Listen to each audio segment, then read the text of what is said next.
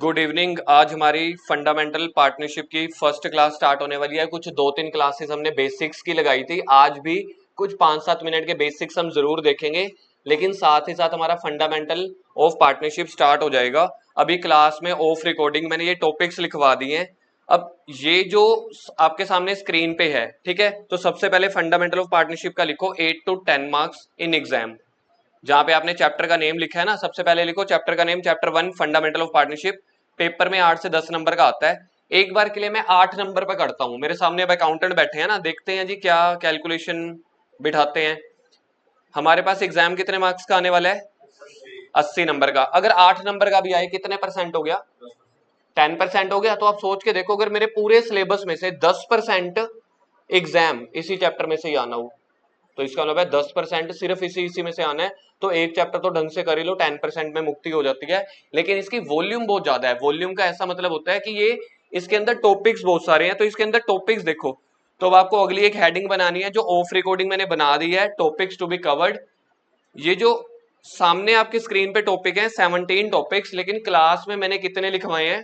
Class में हमने topic लिखवाए हैं 10 टॉपिक्स। सर ये फिर 17 का मतलब क्या है? कुछ ऐसे टॉपिक्स हैं जो थ्योरी के पॉइंट्स हैं। तो वो जो थ्योरी के पॉइंट्स है वो मैं आपको ये वाले नोट्स दूंगा, तो वो नोट्स में से पढ़ लेंगे ना। सारी थ्योरी हम कॉपी पे नहीं लिखने वाले, ठीक है। आपको ये सारा कुछ रेडीमेड पक्का पकाया मिल जाएगा। मेनली आपके पास टॉपिक क्या है, मैं एक बार के लिए टॉपिक बोल देता हूँ। पार्टनरशिप हमारी स्टार्ट होने वाली है। कुछ छोटे छोटे बेसिक्स पहले कवर कर लेते हैं 2-4 मिनट में।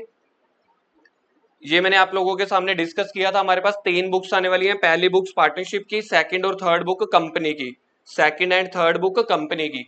तो हम ये फर्स्ट बुक पार्टनरशिप की स्टार्ट करने वाले हैं। ये पॉइंट समझ में आ गया। उसके बाद पार्टनरशिप 36 मार्क्स की एग्जाम में आने वाली है, जिसमें से 8 से 10 नंबर का तो इसी चैप्टर में से ही आ जाएगा। अगर आपको क्लास के स्टार्टिंग में मार्किंग स्कीम ब्लूप्रिंट थोड़ा सा आइडिया होगा ना, आप उस चैप्टर को उतनी इंपॉर्टेंस दे पाओगे। चैप्टर 2 इस बार पेपर में सिर्फ 3 मार्क्स का आया था, तो हमें उसको उतनी इज्जत देनी है। सिर्फ चैप्टर 3 सिर्फ 3 मार्क्स का आया था, उतनी इज्जत देनी है। चैप्टर 4 और 5 आए थे 8 नंबर के और 11 नंबर के। तो अगर मुझे इंपॉर्टेंस पता होगी ना, तो मैं क्लास में उस चैप्टर की स्पीड को भी कम ज्यादा कर सकता हूँ और आप भी वैसा रिवाइज कर सकते हो। तो हमारे पास फर्स्ट बुक स्टार्ट होने वाली है पार्टनरशिप की, जिसके अंदर 36 मार्क्स का पेपर आएगा। परसों वाली कल वाली क्लास में मैंने आपको बता दिया था, 15 मिनट में मैंने पार्टनरशिप बनाने से लेके पार्टनरशिप खत्म होने का सफर तय करवा दिया था आप लोगों को। जिसमें सबसे पहला हमारे पास चैप्टर क्या था? Fundamentals of partnership. फंडामेंटल के ऊपर हम लिखेंगे बेसिक्स। फंडामेंटल्स का मतलब क्या है? पार्टनरशिप के बेसिक्स। क्लास +1 में हमने सीखा था, अगर आपको बिजनेस करना है तो सबसे पहले आप सोल प्रोप्राइटर यानी कि सिंगल ओनर करते हो। मतलब आप दुकान में कोई और मालिक नहीं लेके आ रहे, उसकी अकाउंटिंग भी सेम होती है, पार्टनरशिप की भी। तो सिंगल प्रोप्राइटर वाला काम हमारा हो गया। इसके ऊपर ज्यादा टाइम नहीं लगा सकता, 10 सेकंड लगा दिए बहुत है, क्योंकि अब काम की है नहीं। क्लास +2 में आए, सबसे पहले क्या आए? पार्टनरशिप। पार्टनरशिप में हमने देखा मिनिमम 2 मेंबर होने चाहिए, मैक्सिमम 50। तो मैंने यहाँ पे 3 लिख दिया, आप 5 लिख दो, 10 लिख दो। पार्टनरशिप की अकाउंटिंग में रूल्स रेगुलेशन वही लगने वाले हैं, personal, real, nominal, P&L account, balance sheet, trial balance, सब कुछ वही होगा जो क्लास +1 के थे। नया कुछ भी नहीं है, नए सिर्फ पार्टनरशिप का कॉन्सेप्ट ऐड हो गया, चैप्टर्स ऐड हो गए, ठीक है। रूल्स सारा कुछ वही रहने वाला है।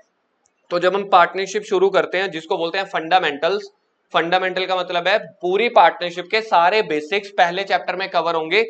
इसीलिए ये चैप्टर आपका अप्रोक्सीमेट 30 से 35 दिन लेके चला जाता है, 30 to 35 डेज, क्योंकि सभी चैप्टर्स के जो मेन कॉमन बेसिक्स हैं वो पहले चैप्टर में कवर हो जाएंगे। अब हमारी मर्जी होती है, या तो हम हर चैप्टर में इसको 4-4 दिन में बांट दें, या फिर पहले चैप्टर में से जब आना ही 8-10 नंबर का है और सभी चैप्टर के बेसिक इसमें है, तो इसी में खत्म कर देते होते हैं। इसलिए ये चैप्टर ज्यादा दिन लेता है। सेकंड चैप्टर मैंने आपको बताया था 1 हफ्ता लेता है, थर्ड चैप्टर 1 हफ्ता या 5 दिन लेता है। तो अब हम बात करने वाले हैं पार्टनरशिप की। आप लोगों के लिए उतना नया नहीं है, लेकिन मैं जिस हिसाब से टीचिंग, जो मेरे मतलब मेथड्स हैं, मैं उस हिसाब से लेके चलता हूँ। बच्चा जीरो में है, स्टार्टिंग का 1 हफ्ता बच्चों को लगेगा, अब जैसे नंदनी ने बोल दिया कि सर बड़ा स्लो करा रहे हो। स्लो नहीं, मतलब प्रैक्टिकल शुरू करवा दो जल्दी। मुझे पता है कि स्पीड कब खींचनी है, बच्चों का बेस कितना स्ट्रॉन्ग करना है। अब सेम ऐसे जब सेकंड और थर्ड चैप्टर होंगे, उसमें सेकंड डे या फर्स्ट डे के एंड में ही आते आते प्रैक्टिकल शुरू हो जाते हैं। ये पहला चैप्टर का मुझे बेस इस हिसाब से स्ट्रॉन्ग करना पड़ता है, ताकि हम हजम कर सके कि पार्टनरशिप है क्या, पिछले वाले से क्या डिफरेंस है, समझ तो आए कि हाँ भाई +2 में एंटर हो चुके हैं। तो पार्टनरशिप आप लोगों के लिए नया नहीं है, ये इसलिए बोल रहा हूं क्योंकि क्लास +1 की बिजनेस स्टडी में आप लोग पढ़ चुके हो, याद आता है। मिनिमम 2 मेंबर होने चाहिए, मैक्सिमम 50 मेंबर होने चाहिए, ठीक है जी।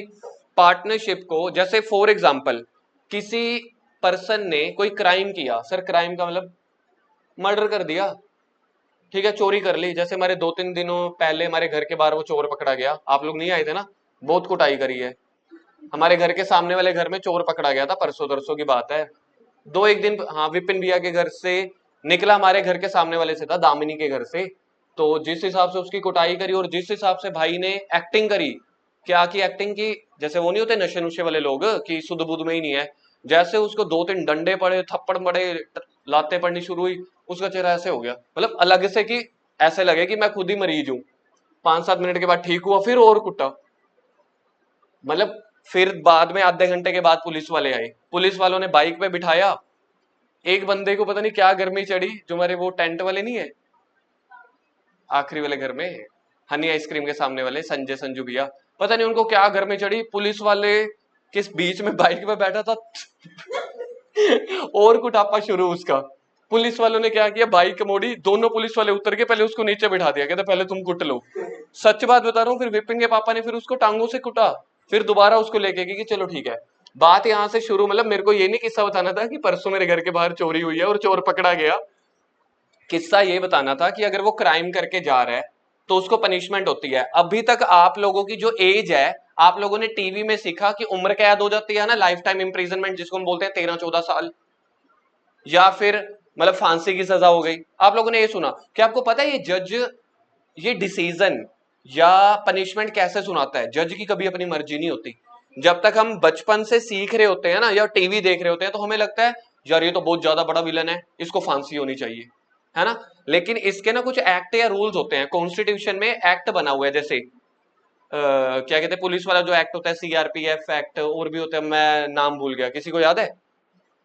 तो ऐसे एक्ट बने होते हैं, जब वो बोलते हैं धारा इतने के अकॉर्डिंग, है ना, तो ये पुलिस के और मेन क्रिमिनल्स के जो एक्ट बने होते हैं, मतलब रोज हम ये वाली डिस्कशन करते हैं सेमिनार में। अब ऑन स्पॉट मेरे को 5 सेकंड में बोलना, मैं नाम ही भूल गया, नर्वसनेस की वजह से लगा लो या जो भी, तो मेरे को नाम ही नहीं याद आ रहा।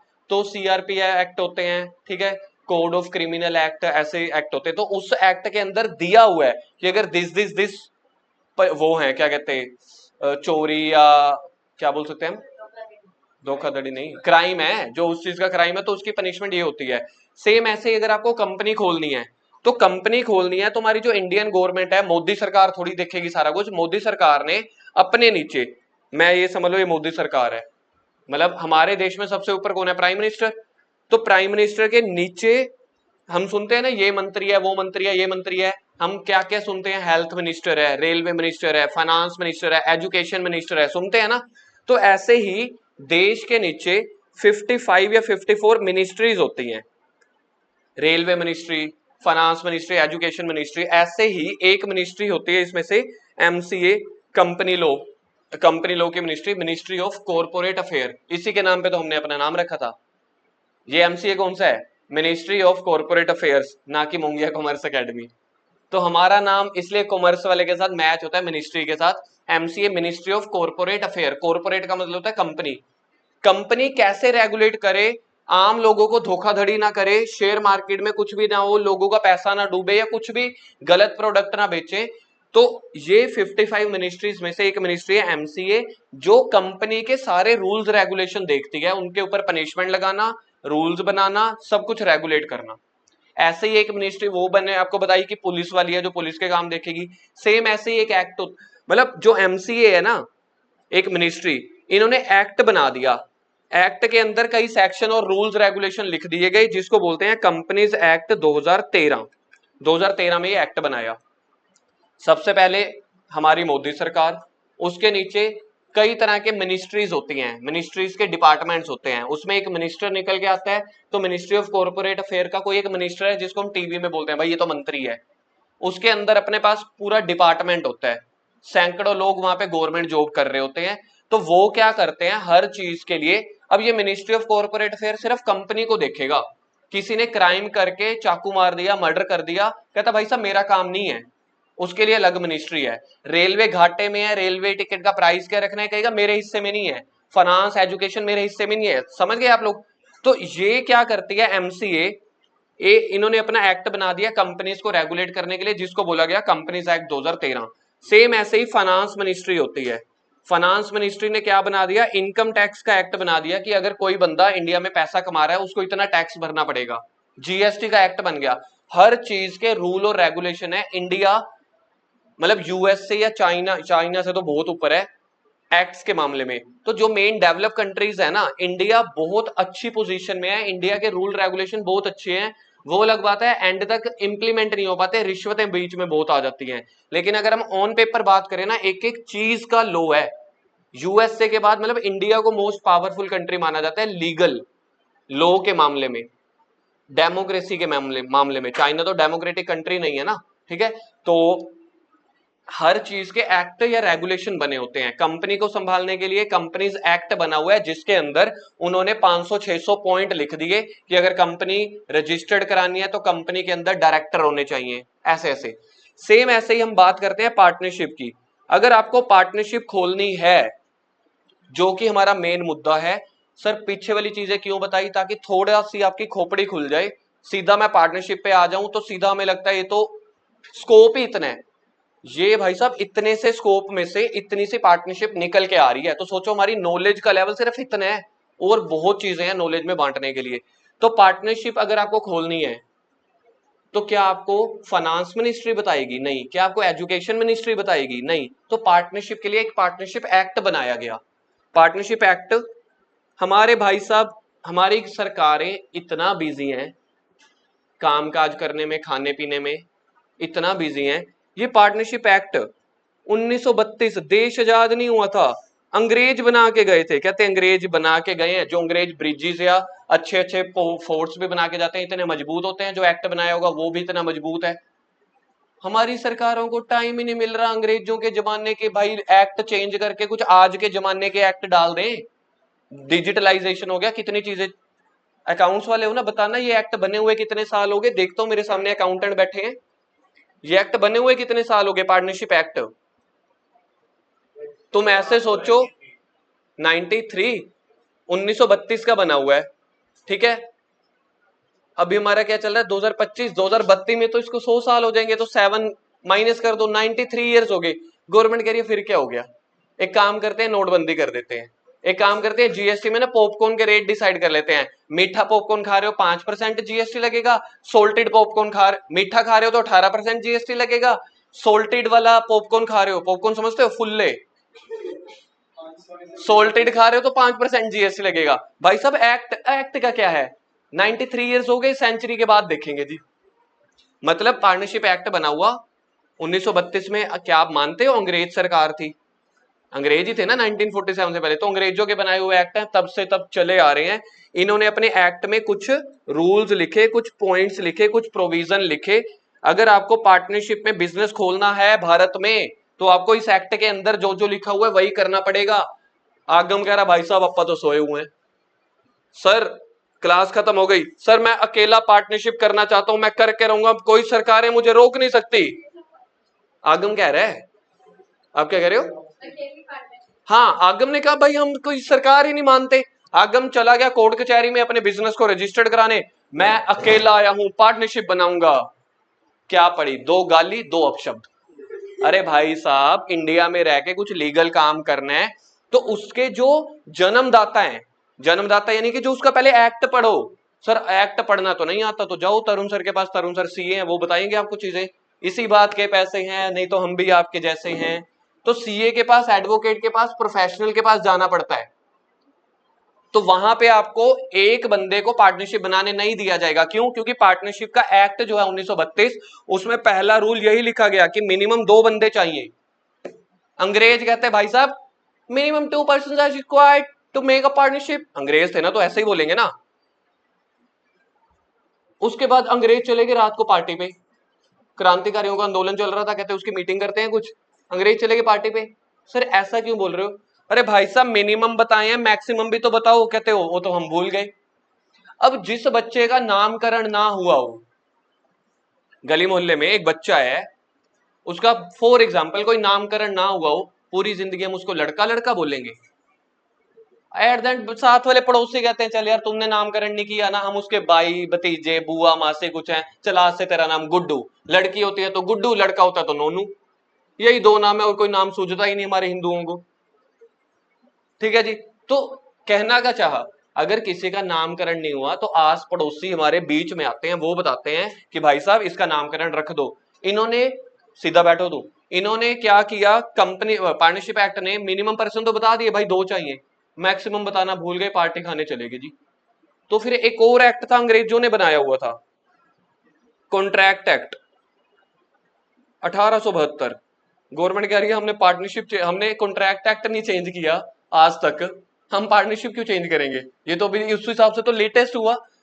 इस एक्ट ने कुछ कुछ ये चीजें बताई, इस एक्ट ने बोला अच्छा ये तेरे को नहीं बता के गए, इस एक्ट ने ना कुछ कुछ ये चीजें बताई कि पार्टनर्स कौन कौन नहीं बन सकते।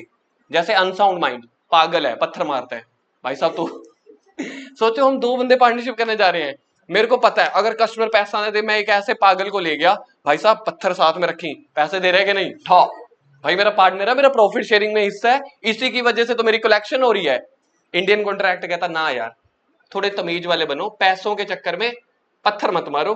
तो ऐसे कॉन्ट्रैक्ट एक्ट ने कुछ 3-4 लोग बताए जो पार्टनर नहीं बन सकते। मतलब आपको लग रहा होगा कि शायद मेरे को नॉलेज बांटने का बड़ा शौक है, उतना शौक भी नहीं है तुम्हारे चेहरे देख के। असर्शन रीजनिंग में ये क्वेश्चंस आए हुए हैं। आज आपको ये चीजें नहीं समझ में आएंगी, जब आज से 2 महीने 5 महीने बाद या जब हम असर्शन रीजनिंग एमसीक्यू करेंगे, practical sample paper question solve करेंगे, ठीक है जी, टेस्ट पेपर सोल्व करेंगे, तब आपको लगेगा हाँ यार ये वाला हमने किया था आज से कई साल पहले, अब याद ही नहीं है। क्योंकि ये चीजें दोबारा डिस्कस नहीं होने वाली, दोबारा डिस्कस क्या होंगी, प्रैक्टिकल क्वेश्चंस, ये चीजें डिस्कस नहीं होंगी। तो जब एमसीक्यू असर्शन रीजनिंग आएंगे जो पेपर में आने, आपको कहोगे सर ने तो एक कराया नहीं था, फिर मैं आपको पहली रिकॉर्डिंग दिखाऊंगा, देखो कराया था, तुम्हारे चेहरे लटके हुए थे, सर थ्योरी बस करो, हमसे सुना नहीं जाता, हमें लिखवा लो। अब टीचर भी तो तुम जैसा ही है ना।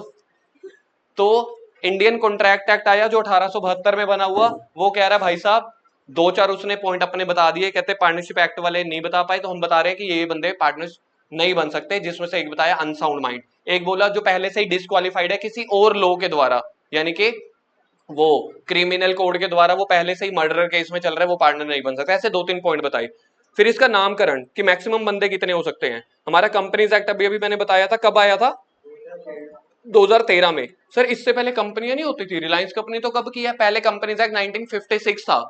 हमने ईमेल डाली तो गवर्नमेंट कह रही है चल ठीक है कंपनीज एक्ट को चेंज कर देते हैं, तो कंपनीज एक्ट 1956 से शिफ्ट करके 2013 में कर दिया चेंज। क्यों, क्योंकि मॉडर्न ट्रेंड के हिसाब से, आज के हिसाब से कर दिया। सेम इनकम टैक्स एक्ट है, उसमें इनकम टैक्स के सारे रूल लिखे गए हैं 1961। इस साल ये पहला साल है, इनकम टैक्स एक्ट भी 2025 आ गया है, अगले साल से अप्लाई हो जाएगा। कब से हम बोल रहे थे कि आउटडेटेड होते हैं भाई 50-50 60-60 साल, तो गवर्नमेंट को समझ में आ गया 50 साल पुराना आउटडेटेड है, 60 साल पुराना आउटडेटेड है। गवर्नमेंट कह रही है 1932 वाला आउटडेटेड थोड़ी है, इसकी सेंचुरी कंप्लीट कराएंगे।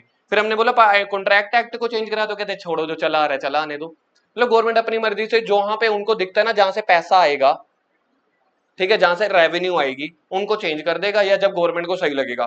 कंपनीज एक्ट 2013 में लिखा गया, और इसके ना कुछ रूल्स होते हैं, तो उसका रूल है कंपनीज एक्ट 2014।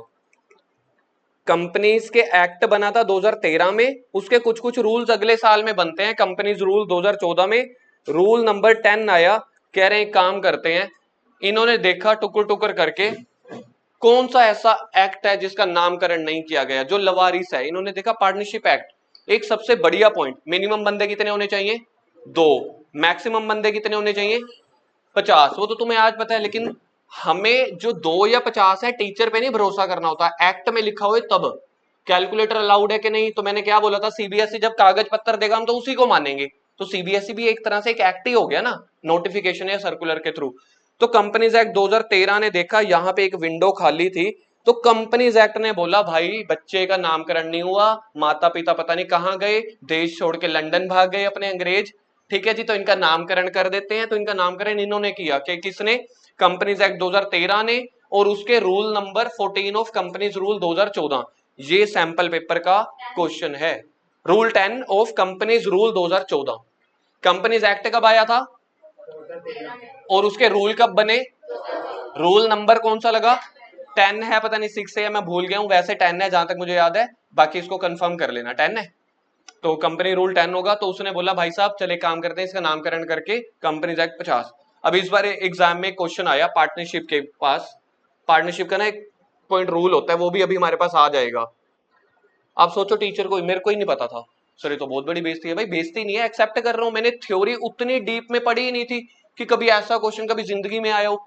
एक क्वेश्चन लिख के आया था अभी कि ये पार्टनरशिप एक्ट के, पार्टनरशिप का क्वेश्चन हमें क्या लगता है कहां पे लिखा होगा, पार्टनरशिप एक्ट में ना, अभी की बात बता रहा हूँ 10 दिन पुराना एमसीक्यू आ गया कि ये वाला कहां पे लिखा गया है। तो हमारा पहला आंसर क्या हुआ, अब मैं स्कॉलर स्कूल के बाहर गया था बच्चों का रिव्यू लेने या कुछ ऐसे देखने, तो एक क्वेश्चन आया, बच्चा मुझसे पूछ रहा है, मैं कह यार पार्टनरशिप एक्ट ही होगा और कौन सा होगा, बच्चा कह रहा है नहीं स्टैम्प एक्ट है।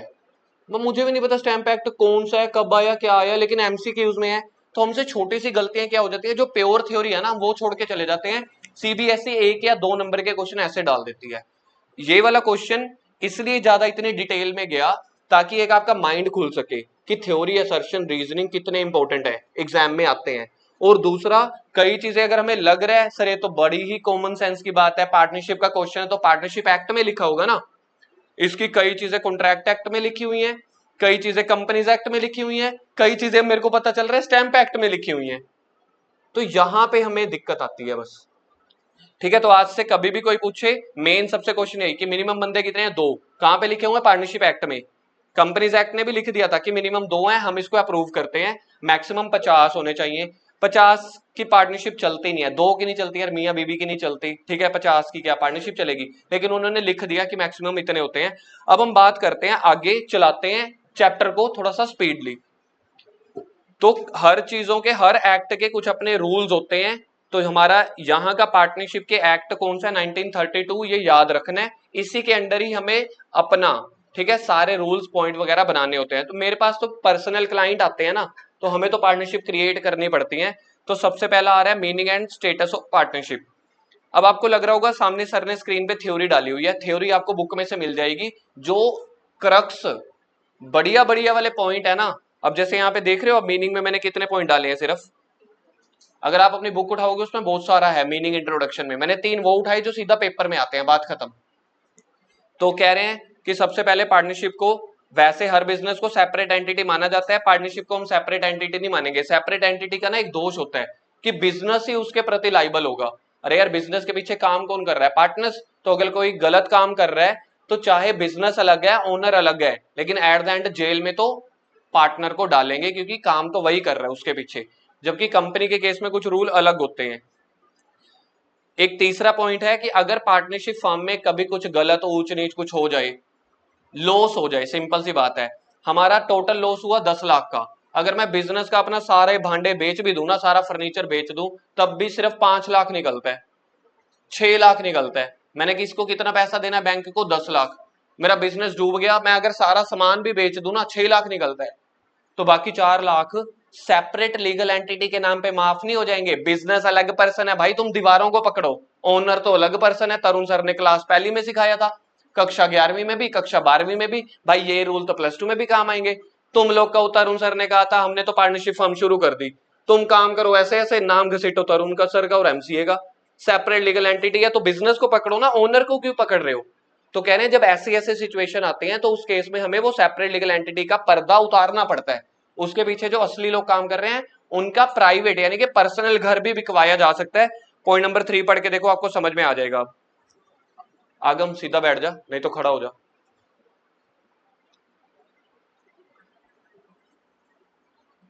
पॉइंट नंबर 3 समझ में आता है। अगर बैंकरप्सी हो जाती है, लॉस हो जाता है, बैड डेट्स हो जाता है, तो अगर दुकान के भांडे बिक गए, पैसा नहीं रिकवर हुआ, भाई साहब तुम्हारे घर के भांडे भी बेचे जाएंगे। घर के पर्सनल एफडी तोड़ के पैसा भरना पड़ेगा। बड़ा सिंपल पॉइंट है।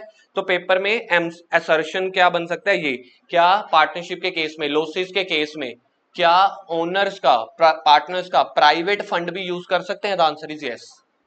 ठीक है जी। उसके बाद क्या क्या फीचर्स हैं, ये बड़े काम के हैं, ये बहुत आते हैं पेपर में। सबसे पहला ये देखो, ये पिछले साल की है, लैंग्वेज पहले से ही लिखी हुई है। कितने बंदे होने चाहिए, ब्रैकेट में लिख दिया 2 से 50। ठीक है, 2 से 50। अब यहाँ पे एटलीस्ट 2 पर्सन हैं। पॉइंट नंबर 2 पढ़ो, अब आपको बड़ा क्लियर हो जाएगा। पॉइंट नंबर 2 क्या है, समझ में आता है? डिस्कस हो गया। पॉइंट नंबर 3 कह रहे हैं रूल नंबर 10, वही जो मेरे को थोड़ी सी कंफ्यूजन थी, रूल 6 या रूल 10 है, तो रूल 10 है, उसने बताया, नामकरण हम कर रहे हैं। पॉइंट नंबर 4 में एक गलती है, दिख रही है? पॉइंट नंबर 4 में मुझे दिख गई है ना, ये अंग्रेज बना के गए थे 1872, मेरे से गलती से 1972 लिखा गया होगा। 1872 एक्ट ने क्या बोला? 3 persons are not competent to contract, मतलब माइनर, अनसाउंड माइंड, और अगर कोई पर्सन डिस्क्वालीफाई हो गया, वो पहले से ही किसी और ने उसको रिजेक्ट किया है, वो कॉन्ट्रैक्ट नहीं कर सकता, तो जो कॉन्ट्रैक्ट नहीं कर सकता फिर उसको पार्टनर का दर्जा नहीं मिलता। तो ये 3 पॉइंट याद रह जाएंगे। इसके ऊपर एमसीक्यू आपको आपकी बुक में मिल जाएगा, इसी के ऊपर। हु आर, मतलब नोट, ये नोट है ना कॉम्पिटेंट, तो हु आर द कॉम्पिटेंट आपको मिल जाएगा, जिसमें से 3 ये मिलेंगे, एक नॉर्मल कोई बंदा मिल जाएगा। ठीक है जी। सेकंड, माइनर, माइनर के ऊपर आपको भर भर के क्वेश्चन मिलेंगे, इधर देख लो, पिछले साल ही लिखा हुआ है, ई की पावर 4-5, कल बताया था। ई मतलब एग्जाम, 4-5 मतलब पेपर में 4 बार आ चुका है, 4-5 बार। A minor can not become a partner, minor समझते हो? 18 वर्षीय और उससे ज्यादा, कह रहे हैं माइनर पार्टनर। हाँ जी, हाँ मतलब उससे कम कहने का मतलब मैंने वो एज बता दी मेजर वाली, तो उससे कम वाला, तो माइनर पार्टनर नहीं बन सकता। बट ये पॉइंट आपको इतना खड़काएगा ना असर्शन रीजनिंग में, देखो एक्चुअली ना जो ये बट वाले पॉइंट होते हैं ना, जो ये वाले पॉइंट होते हैं, सही मायने में ये आपकी नॉलेज को टेस्ट करते हैं। अब इसका पॉइंट पढ़ के देखना क्या लिखा हुआ है, बट। अब तुम ऑलमोस्ट सारे मेरे सामने माइनर बैठे हैं, मैंने किसी एक बंदे को पार्टनर बना लिया, क्या मैं बना सकता हूं? माइनर को पार्टनर बना सकता हूं? नहीं। गवर्नमेंट कह रही है लेकिन फिर भी अगर आपने बना लिया, अगर आपकी दुकानदारी में प्रॉफिट है तो प्रॉफिट में हिस्सा खा लेगा, अगर आपकी दुकान में लॉस हुआ वो आपको अकेले झेलना पड़ेगा। सर ये क्या दुविधा है? ये वही दुविधा है जो राजपाल यादव कह रहा था। उन्होंने कुछ नहीं लिखा, कैपिटल इंट्रोड्यूस करा लो, बन गया, ठीक है, लॉस हो गया वो नहीं झेलेगा, बस उसको प्रॉफिट में हिस्सा मिल सकता है। तो कह रहा सारा काम मेरे पे ही क्यों। अगला पॉइंट, एग्रीमेंट। अब मेरे को एक बात बताओ, दो जनों ने पार्टनरशिप करनी है तो सबसे पहले कोर्ट कचहरी में उसकी पार्टनरशिप डीड बनती है। आप लोगों ने स्कूल में आपके टीचर ने सिखा दिया होगा डीड। डीड क्या होता है? रिटन एग्रीमेंट, है ना, जिसमें हम टर्म्स कंडीशंस लिखेंगे। पार्टनरशिप डीड क्या होती है? जिसमें हम टर्म्स कंडीशन लिखेंगे। तू और मैं पार्टनर हूं, टोटल 3 पार्टनर है, हमारा इस चीज का बिजनेस है, ये एड्रेस है, तेरी कैपिटल इतनी है, मेरी कैपिटल इतनी है, इंटरेस्ट ऑन कैपिटल इतना मिलेगा। हम अगर बिजनेस को लोन देंगे तो बिजनेस से इंटरेस्ट भी खाएंगे, अगर बिल्डिंग हमारी है तो हम दुकान से रेंट भी लेंगे, कुछ डिस्प्यूट हो गया तो ये केस लगेगा, हमारा काम कितना टाइम चलेगा, हमारी प्रॉफिट, ऐसा सारा कुछ लिखा होता है, that is called partnership deed. Sir ये तो सेम वैसा हुआ जो आपकी 3 अप्रैल को ओरिएंटेशन क्लास हुई थी। हाँ, अब मेरे को बताओ, ओरिएंटेशन क्लास के सारे रूल रेगुलेशन मैंने आपको कॉपी पे लिखवाए थे? बोलो, क्या जो 3 दिन पहले क्लास थी ओरिएंटेशन के, क्या मैंने सारे रूल रेगुलेशन आपको कॉपी पे लिखवाए थे? नहीं। क्या वो क्लास में एप्लीकेबल नहीं है? एप्लीकेबल हैं। तो यानी कि agreement can be written as well as oral. आपसे हमेशा ऐसी ऐसी केस स्टडी दी जाएगी जहां पे ओरल के सभी नेगेटिव पॉइंट्स बताए जाएंगे। कहेंगे कि उन्होंने तो आपस में एग्रीमेंट किया नहीं ठीक है, ओरली वो डिपेंड है, तो कल को ये हो सकता है, ये हो सकता है, फलाना फलाना फलाना। फिर आपसे लास्ट में क्या पता है क्या पूछा जाएगा? तो क्या आपके अकॉर्डिंग ओरल एग्रीमेंट हो सकता है? आप कहोगे नहीं, 5 तो तुमने बातें बोल दी, 6 तो तुमने केस स्टडी में बातें बोल दी, ऐसे कैसे ओरल हो जाएगा? लेकिन अब इसका आंसर पढ़ के देखो, लास्ट वाली लाइन पढ़ लो सिर्फ, वाइवा वाले टीचर ने पूछा था ये क्वेश्चन। भाई साहब केस स्टडी जो मर्जी है, अपने आप पे कॉन्फिडेंस रखना है, एक्ट में जो लिखा गया ना हमें एक्ट की माननी है, केस स्टडी जैसी मर्जी आए, क्वेश्चन जैसे मर्जी फ्रेमिंग हो। तो ये वाइवा में क्वेश्चन पूछा गया था, वाइवा का सिलेबस नहीं है ये, सही मायने में वाइवा का सिलेबस होता है सेकंड और third book, mainly third book. तो टीचर कुछ भी पूछता है। यही चीज इस साल मैंने बच्चों को 3 महीने ट्रेंड की थी, और लास्ट में जब हमारी वाइवा की तैयारी चल रही थी ना, मैंने कहा था कि वाइवा का सिलेबस थर्ड बुक का है सिर्फ, लेकिन थर्ड और सेकंड बुक दोनों कंपनी की है, तो सेकंड बुक का भी पूछेगा वाइवा। और अगर मैं वाइवा लेने आऊंगा ना, मैं पहली बुक का भी पूछूंगा, नादान परिंदे, तू बता पार्टनरशिप भी तो तेरे सिलेबस का पार्ट है, मिनिमम बंदे कितने होने चाहिए, मैक्सिमम कितने। अगर मैं वाइवा वाला टीचर हूंगा ना, मैं एक बेसिक का क्वेश्चन पूछूंगा, और इस बार कम से कम 6 से 8 बच्चों से पार्टनरशिप के क्वेश्चन पूछे गए थे। सिर्फ बच्चों का माइंड सेट रेडी था तो बच्चे डिसअपॉइंट नहीं होके आए थे। किसी किसी बच्चे को आंसर नहीं आया था लेकिन मुंह लटका के नहीं आए थे। रीजन पता है क्या था? 3 महीने में उनका माइंड सेट करता रह गया कि वाइवा वाला टीचर इंसान है, रोबोट नहीं है। 8 क्वेश्चन यहां से डाल दिए थप्पड़ से, चल भाई सब क्वेश्चन 1 क्वेश्चन 2 क्वेश्चन 3, ऐसा नहीं है। सामने इंसान क्वेश्चन पूछने आया, मशीन नहीं। वो कह रहे है तो सिलेबस का पार्ट, पार्टनरशिप भी तो की हुई है। चलिए काम करे कि ये बता दे कि पार्टनरशिप में मिनिमम और मैक्सिमम मेंबर कितने हैं। मैं नहीं आता जी, आपने तो थर्ड बुक पूछे थे तो आप रोमनी गेम खेल रहे हो। अरे भाई साहब जो मर्जी गेम खेले, अगर आपका माइंड सेट है तो डिसअपॉइंट नहीं होगे। ठीक है जी। तो इस बार सीबीएसई ने कम से कम 8 बच्चों से क्वेश्चन पूछे, हमारी ट्यूशन के 8 बच्चों से कह रहा हूं। तो सोचो पूरे स्कूल के जो 200-400 बच्चे हैं, कितनों जनों से पूछे होंगे। तो ये वाले पॉइंट आपको हमेशा फंसाएंगे। ठीक है जी। तो ओरल एग्रीमेंट हो सकता है, रिटर्न प्रेफरेबल कौन सा रहेगा? बस ठीक है। नो सेपरेट एग्जिस्टेंस से हम कर चुके हैं कि कल को कुछ भी होता है, सेपरेट एग्जिस्टेंस का ये मतलब नहीं है भाई बिजनेस को पकड़ो। बिजनेस तो एक यार लीगल फ्रेमवर्क है, बिल्डिंग को थोड़ी पकड़ेंगे, कोई कागज पत्थर को थोड़ी पकड़ेंगे। जो उसके पीछे काम कर रहा है ओनर पार्टनर, उसको पकड़ेंगे, जेल में उसको डालेंगे। शेयरिंग ऑफ प्रॉफिट, हम बिजनेस कर रहे हैं किस लिए? आप लोगों को आपके टीचर ने कक्षा 11वीं में पढ़ाया था पार्टनरशिप के ये सारे फीचर याद करो। प्रॉफिट शेयरिंग रेशियो होनी चाहिए, बिजनेस मोटिव होना चाहिए, मिनिमम 2 मेंबर होने चाहिए, ऐसे ऐसे। तो यहाँ पे वही लिखा हुआ है, कह रहे हैं कि अगर आप काम कर रहे हो तो चैरिटेबल पर्पस के लिए काम नहीं कर सकते। पार्टनरशिप कर रहे हो तो उसमें बिजनेस होना चाहिए, प्रॉफिट मोटिव होना चाहिए। चैरिटी करनी है तो फिर चैरिटेबल वाले किसी एक्ट में जाओ, फिर पार्टनरशिप वाले एक्ट में मत जाना। उसके बाद पॉइंट नंबर 6 वही है जो मैंने आपको बोला है।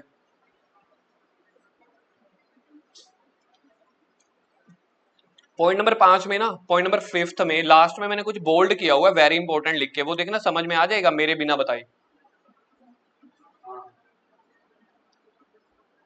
कि आपस में उन्होंने एग्रीमेंट कर लिया कि हम 4 बंदे हैं, चल यार ये नादान परिंदी है, ठीक है, इसको हम प्रॉफिट में हिस्सा दे देंगे, इस कन्या से हम लॉस नहीं लेंगे। आपस की एग्रीमेंट है, आप जो मर्जी एग्रीमेंट बनाओ, ठीक है ना। तो वो आपस की एग्रीमेंट है।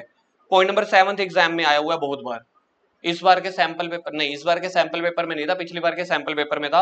अगर हम 4 बंदे काम कर रहे हैं, ठीक है, तो चारों बंदों में से किसी ने कोई एक कस्टमर का काम पकड़ लिया या कुछ है, तो उसके लिए सारे लाइबल होंगे, बिजनेस भी और चारों पार्टनर्स एक दूसरे के प्रति भी। तो इसको हम बोलते हैं प्रिंसिपल और एजेंट का रिलेशन है इनमें, कि अगर मैंने काम कर लिया है तो इसका मतलब तू भी उसके लिए लाइबल है, क्योंकि हम दुकान में है तो partner. That is called agent and principal relationship. आप लोगों को ना एक बार के लिए तो नहीं, खैर 50% आपके माइंड में आ रहा होगा सर क्या करा रहे हैं। जब आप एमसीक्यूज करना शुरू करोगे, पास्ट ईयर के क्वेश्चंस उठाओगे, तब आपको पता चलेगा कि सर ने जो चीजें कराई है वो सच में एग्जाम का पार्ट है।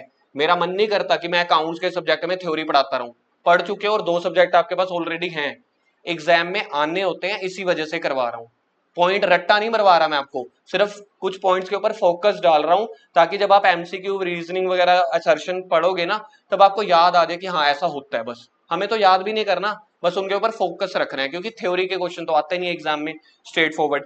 उसके बाद 8वां पॉइंट पढ़ लेना, बिजनेस या तो सारे चलाएंगे या उनमें से कोई एक दो चला लेगा, अपनी मर्जी है भाई, ठीक है, करते रहना। अनलिमिटेड लाइबिलिटी ये ऑलरेडी डिस्कस हो गया है। अगर आपका 10 लाख का लॉस हुआ है तो बिजनेस के भांडे भी बिकवाए जाएंगे। चलो असली अच्छे शब्दों पे आते हैं, बिजनेस की एसेट्स को भी बेच के पैसा रिकवर किया जाएगा, पर्सनल एसेट्स को बेच के भी पैसा रिकवर किया जाएगा। राइट ऑफ पार्टनर, पार्टनर्स के राइट क्या होते हैं भाई? अगर मैंने लोन दिया है और हम लिखना भूल गए तो मैं 6% इंटरेस्ट कम से कम लूंगा। मैं बिजनेस की बुक्स ऑफ अकाउंट चेक कर सकता हूं, मैं दुकान में आ सकता हूं, मैं गल्ला खोल सकता हूं, हमारे अकाउंटेंट से पूछताछ कर सकता हूं, कस्टमर से भी। ये चीजें हैं, पढ़ लेना अपने आप। मेरे लिए पॉइंट क्या है कि अगर लोन दिया है और इंटरेस्ट ऑफ रेट डिस्कस नहीं हुआ तो कम से कम 6% तो लूंगा, काम का ये पॉइंट है। उसके बाद पार्टनरशिप और एलएलपी कल करेंगे। पार्टनरशिप डीड लास्ट डे खत्म कर रहे हैं, 1 मिनट का टॉपिक है, ऑलरेडी कर लिया है हमने और आपके स्कूल टीचर ने भी करवा दिया। पार्टनरशिप डीड क्या होती है? Return agreement. ओरल भी हो सकता है, यस। प्रेफरेबल कौन सा है? रिटर्न। तो पार्टनरशिप डीड क्या है? एक एग्रीमेंट जिसमें हमने अपने पार्टनरशिप फर्म की सारी टर्म्स कंडीशन लिखी हुई हैं, कितने मेंबर्स हैं, क्या बिजनेस का नेम है, कौन सा बिजनेस है, कैपिटल कितनी लगाएंगे, कैपिटल के ऊपर इंटरेस्ट कितना देंगे, लोन के ऊपर कितना। इसमें सिर्फ एक ही पॉइंट है खतरनाक, ये है 16। अगर कल को लड़ाई झगड़े आ जाए, हमसे लड़ाई झगड़े भी नहीं सुधरते भाई साहब, हमने इसके लिए भी अंग्रेज बुलाए हुए हैं। 2 अंग्रेज थे, उनका पार्टनरशिप फर्म में लड़ाई झगड़ा हो गया था तो उन्होंने बताया था एसेट्स को ऐसे ऐसे बेचना, फिर जिसके पैसे देने हैं पहले बैंक वालों के देना, फिर क्रेडिटर वालों के लिए देना, फिर अगर आपने किसी को लोन, बिजनेस को लोन दे रखा है, पहले अपना लोन का पैसा रिकवर करना, फिर कैपिटल का। तो उन्होंने एसेट बेच के पैसों को पहले किस किस में बांटना है, मतलब मंदिर के आगे लाइन लगानी है, जो पैसा बांटना है तो किसके कटोरे में पहला पैसा डालना है। पहले गवर्नमेंट आ जाएगी कटोरा लेके, भाई तूने मेरा टैक्स देना है मेरे को दो। फिर उसके पीछे लाइन में कौन लगा होगा, बैंक वाले, भाई साहब मेरे से उधार लिया था वो दो। फिर तीसरे क्रेडिटर लगे होंगे। चौथे नंबर पे पार्टनर भी लाइन में लगा होगा, पार्टनर कहेगा मैंने भी बिजनेस को लोन दिया था, मेरे कटोरे में भी डालो। उसके बाद कुछ बच जाता है तो जो पार्टनर ने कैपिटल दी हुई है तो वो उनको वापस मिलेगी। तो ऐसे मतलब हमसे रूल भी नहीं सुधरे थे भाई, बने ही नहीं। कह रहे अंग्रेजों के जमाने का एक्ट बना हुआ है तो दो अंग्रेज बिठाए इसने, इन अंग्रेजों का नाम याद रखना है आपने। एग्जाम में क्वेश्चन आ चुका है। In case of dispute which rule is applicable, the rule of या decision of Garner versus Murray. Spelling याद कर लो, गार्नर वर्सेस मुर्रे। इसका रूल अप्लाई होगा कब, जब भी आप लोगों का बिजनेस बंद होगा, डिसोल्यूशन होगा या कोई डिस्प्यूट होगा। बाकी ये पार्टनरशिप डीड में क्या होना चाहिए, डेट ऑफ स्टार्टिंग, ऑडिट मतलब सीए, कौन सा सीए अपॉइंट करोगे आपके साइन करेगा, कितनी सैलरी लेंगे हम आपस में, कितना रेंट बांटेंगे, कितना इंटरेस्ट बांटेंगे, ये सारी टर्म्स कंडीशन कहां पे लिखी होती है, पार्टनरशिप डीड में। Okay tata bye bye. मैं मजबूर हूं, मैं कुछ नहीं कर सकता।